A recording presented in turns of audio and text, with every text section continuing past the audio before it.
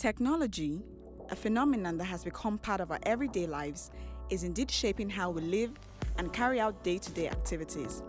Perhaps the most impactful forms of this is experienced in internet and communication technologies, creating a vast array of modern communication capabilities across business, commerce, information dissemination, and how we interact with one another, including our expression of love.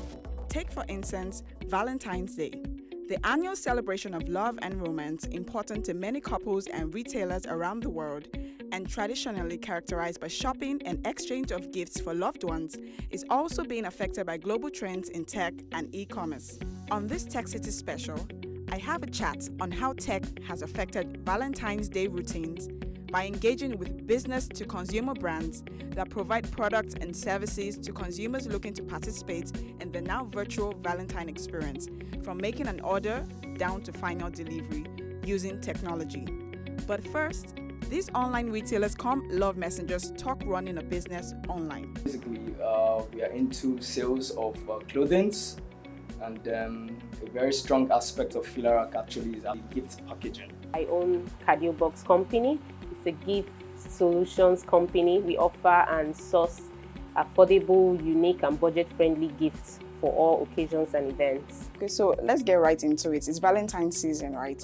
And then we know everyone or people who believe in Valentine or partake in Valentine rather, want to send gifts to their loved ones and all of that. So they go online, they see your store, they like what they see. And please take us through the whole process of, me going on my Instagram, for instance, searching Filarak out and trying to decide what I want to gift a loved one for Valentine.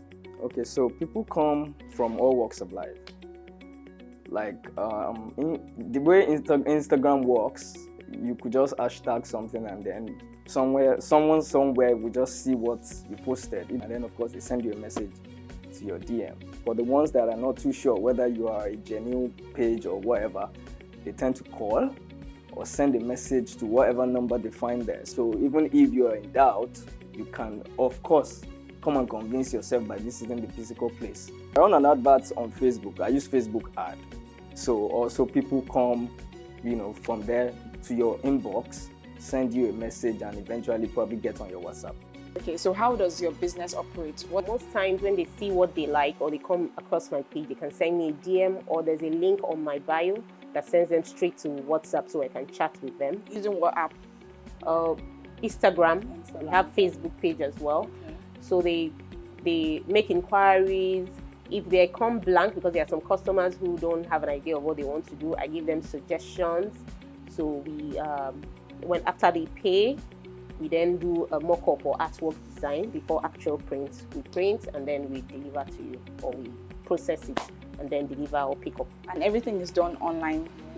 Mostly online from the request up until delivery. 80% of my customers are online. I've not met them before. It's an interesting fact. The thought behind choosing a gift for a loved one for Valentine is mostly geared toward having a romantic undertone.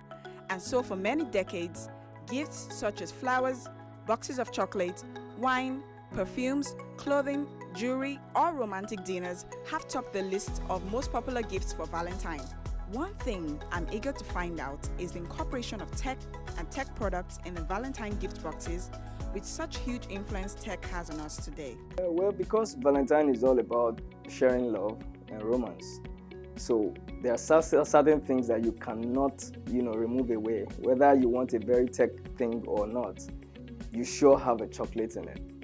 So over time, we know that any package, whether you are putting something very expensive or not, there must be chocolates.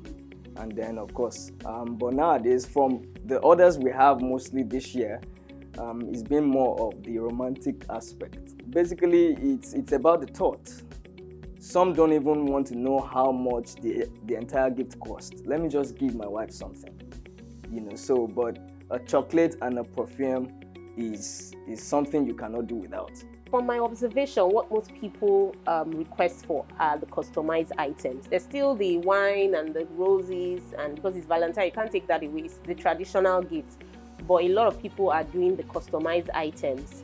That's most of what I've been doing this Valentine season anyway. So I think people just like the idea of their faces on stuff, and it's like it's personal to me. This is for me. And does that mean that tech gifts cannot suffice as Valentine gifts? It can suffice, but then it still depends on the individual budgets.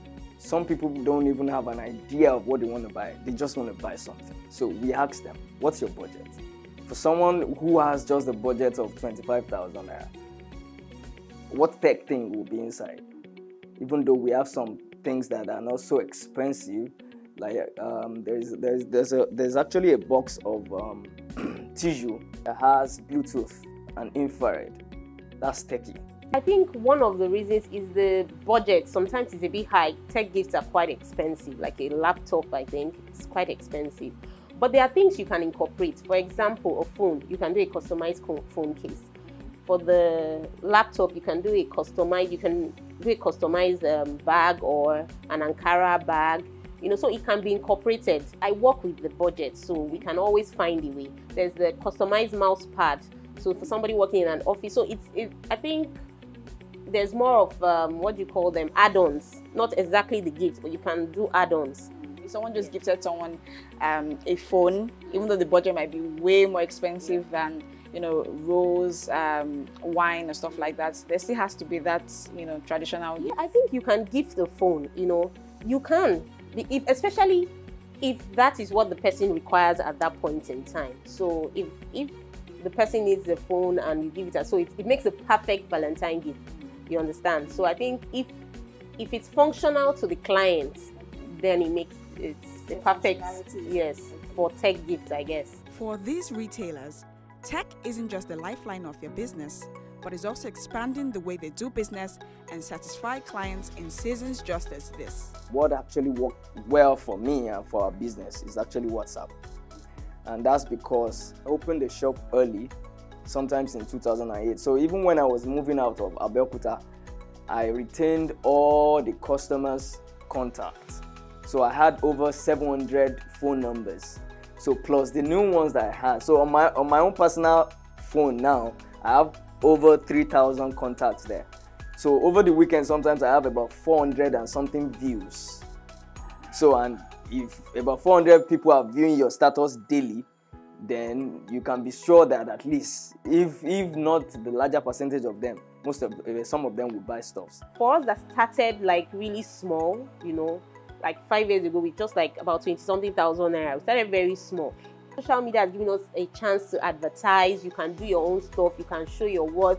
You don't have to, maybe accept the data you're using. You understand? So I advertise, I sell, so it's really helped. Now I'm working on my website now instead of, like a physical store. Okay, so that's how much it has helped. It's really, really been tremendous, honestly. With about half of Nigeria's population now on the internet, the utmost appreciation for tech and the e-commerce landscape for a day such as Valentine's Day is felt in the viable options presented to many in ultimately deciding what to give to a loved one and how to get that delivered while dealing with busy work schedules and daily traffic, thus saving time and energy that may be expended in carrying out this task, but definitely not the effort involved in making the special day count for that loved one.